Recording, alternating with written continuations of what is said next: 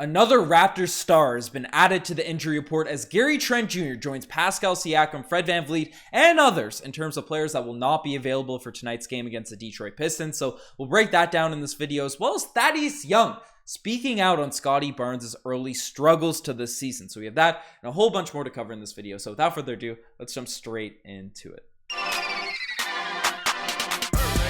Hello everybody, Ben Rogers here with the Raptors Digest, breaking down the latest Toronto Raptors news. And if you guys want to stay up to date with everything surrounding this Toronto Raptors team, definitely hit that subscribe button because you get all these daily videos as well. You're helping us out on our road to 27,000 subscribers. So with that said, let's dive into the news. Let's dive into the content. The first thing we're discussing is Gary Trent Jr. joins other Raptors stars on the injury report. Now, we had some unfortunate news come out today regarding the star boy.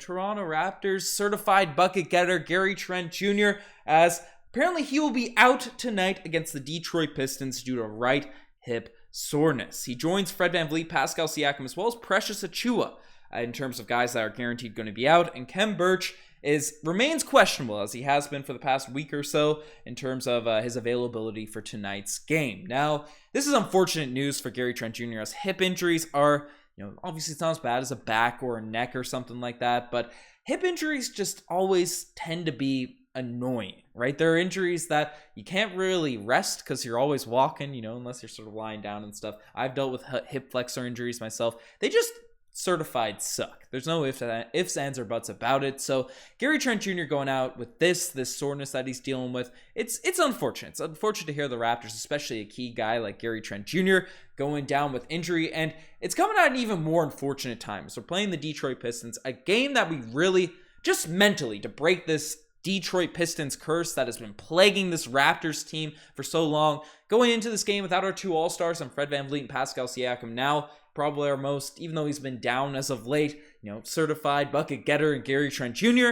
It sucks going into this game shorthanded where we already don't have Precious, we already don't really have Khem, so it sucks to have another blow to the roster. But one thing that Raptors fans have sort of been taking this as a positive is Gary Trent Jr. has likely been dealing with this in recent games. And Nick Nurse, I speculated maybe that Gary Trent Jr. was dealing with an illness that was going around this Raptors team, as there's a little flu that Nick Nurse and Fred VanVleet caught, but he's looked a step slow over the past week or so, and now we sort of have a reason as to why Gary hasn't looked like his usual self out there on the court. And sometimes, especially with, volume scorers, they sometimes get in slumps. It's mental, right? If you're putting up shots consistently, your game relies a lot around a lot of finesse and, being very polished on the threes along those mid-ranges, those fadeaways and stuff. Sometimes they just go through shooting slumps, but an injury, I think, in my opinion at least, and a lot of other Raptors fans' opinions, is a better sort of out than, a slump, because you want your guys to be level-headed, to be consistent throughout a season, right? But if there's an excuse, a reason as to why that can get better with rest, which hopefully, as the injury report is indicated as soreness, right? If Gary Trent Jr. can recover from this, take a few days off, come back to his full regular three-point sniping, bucket getting Gary Trent Jr. himself, right? That'll be positive for the Raptors in the long term, rather than Gary just sort of taking a step back in his, third season with the Toronto Raptors, second and a half, I don't know how to call it, but, Gary Trent Jr., hopefully he recovers quickly. We're going to need him because, as mentioned, Pascal Siakam, Precious Achiuwa, Fred VanVleet, Khem Birch are all still out. Right, we're going to need a few W's, especially where we had that tough start to the season. The Raptors are 500 now in the NBA. Like our 500, we're 7-7. We want to make a little bit of push. We want to break ourselves off from the pack. And having Gary Trent Jr. available, no matter what people think of the star boy at this point, right?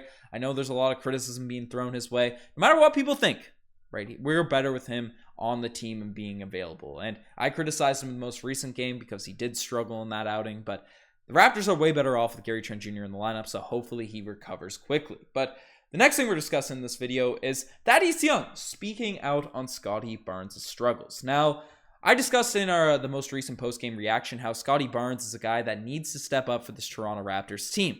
And I've been adamant about that. I don't expect him to take a major second-year leap like, who took not even many superstars, right? Take a big leap from the rookie to second year. It's usually that third year leap where we really see tremendous growth from players, but we were expecting him to become, the jump shot to look a bit cleaner, which it has, but, not for him to lose that aggressive playmaking ability with the ball in his hand. Sometimes he'd float in and out of the offense last season, but we're hoping he'd at least be a little bit more assertive in his game year 2, whereas that seems to have taken a step back this season. But with that being said, I think there's been a lot more criticism than should be thrown at Scottie Barnes' way, given his performances as of late. I mean, I just discussed the Toronto Raptors injuries at the start of this video.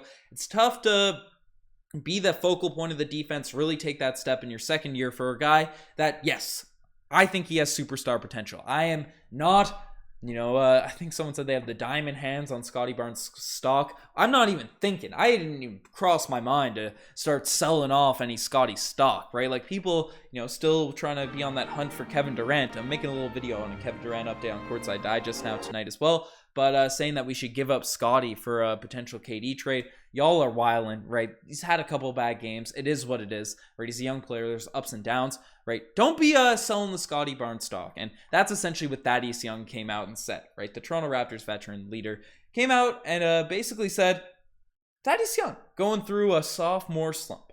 Scottie Barnes puts a lot of pressure, a lot of weight on his shoulders, and sometimes that can be your biggest killer. But I love that about him. It's only going to make him into a better player. And we've seen it even with Pascal Siakam, right? When he stepped up into that number 1 option role, which Scottie Barnes has maybe de facto being pushed into at times. He doesn't take all the shots night in, night out, so I don't even want to call him like our number 1 option with Pascal and Fred out. But he has those expectations, at least from a fan base that, he just won Rookie of the Year, has superstar potential, all that sort of stuff. So that pressure he's putting on himself, right, it'll only make him better, as Thaddeus Young comes out and says. But it's nice to have veterans in the locker room that can say, hey, this is normal. It's normal for you to have these growing pains, these ups and downs. And this is why the Toronto Raptors are such a well-run organization. They're bringing in guys like Thaddeus Young, Otto Porter Jr. They've maintained players like Fred VanVleet, Pascal Siakam through a moment in time which easily could have been a rebuild for the Toronto Raptors. But they've maintained these veterans, Khem Birch, whoever you want to name, right? That can sort of guide these young stars in Scottie Barnes, OG Anunoby, Gary Trent Jr. OG's sort of that mid-veteran rookie role player, all that sort of stuff, whatever you want to call it now. But having those vets mixed with the young guys, it's just a recipe for success for this young team. And I do want to say, for everything that we're criticizing Scottie Barnes about, not taking over on the offensive end, he's great at bully ball and finishing. And when that doesn't work out, he doesn't have those other assets that which he needs to grow on. And his defense certainly has taken a step back. I'm bagging on him a little bit again, but his defense has definitely taken a step back from last year. But while we criticize those areas of the game, right, the jump shot has been improved this season. He's already an elite playmaker in the NBA from day one of his NBA rookie season, right? He has been an elite playmaker at the guard position. He has that length. He has that finishing ability. So, he's going to be a great player regardless, but there are expectations for him to improve, and hopefully now with Gary Trent Jr. as well, he can come out and get the Raptors a motivated W against the Detroit Pistons. But another Raptors young guy that has gained some expectations now amongst Raptors fans is Christian Koloko, and he has moved up in a 2022 NBA draft or redraft. So Bleacher Report comes out, they're always, feels like every month, they're doing little redrafts of every single year. Draft class always makes for a little interesting article, but Christian Koloko was notably a guy that jumped 10 spots in this redraft. I had a few people talking, or 9 spots. My math is poor, but was drafted by the Toronto Raptors as a second round pick. Koloko has emerged as a rookie rotation player for his rim protection. He's already got a 6-block game against the Bulls, a 3-block effort against the Hawks. Koloko is looking like an energy defensive specialist at the minimum. So they have him moving up from 33rd in the draft to 24th. They're looking at the list. There's still a bunch of guys that I would put Christian Koloko ahead of. A few guys that I haven't even heard of since draft night. Perform. Maybe that's me not having the deepest pulse on random teams throughout the league, but I'm happy. I'm happy he's getting his respect now. He has had ups and downs himself. He hasn't really emerged as an elite scorer at the big man position just yet, but we know the potential's there watching this guy day in, day out. He's blocking shots. He's definitely an elite defender, as the article says. So shout out to Christian Koloko, getting some credit and moving up that redraft ranking. But the final thing I want to discuss, which isn't really news, but one player the Raptors need to play, especially with all the injuries that have been out. I'm just pitching it out here. saw him in summer. We all saw him in summer league. We all saw him in preseason. We've seen him in moments, flashes. Just look absolutely elite for this Raptor squad. Bunch of people are calling for it, but this is my message to Nick Nurse through the YouTube sphere. However way I can get it out there, whatever impact I can have, give Jeff Doughton a chance. Give him a chance. I know Delano was great last game and all that sort of stuff, but especially with Gary Trent Jr. out now at this point, I want Jeff Doughton Jr. to at least get some run and some meaningful action in a game tonight, especially against the Pistons. Let's make it happen, folks. But I don't know. That's my final call to action for Nick Nurse at the end of this game. But final one for you guys is hit that subscribe button if you enjoyed the video. You guys are the best for making this far. I'm signing off. Cheers.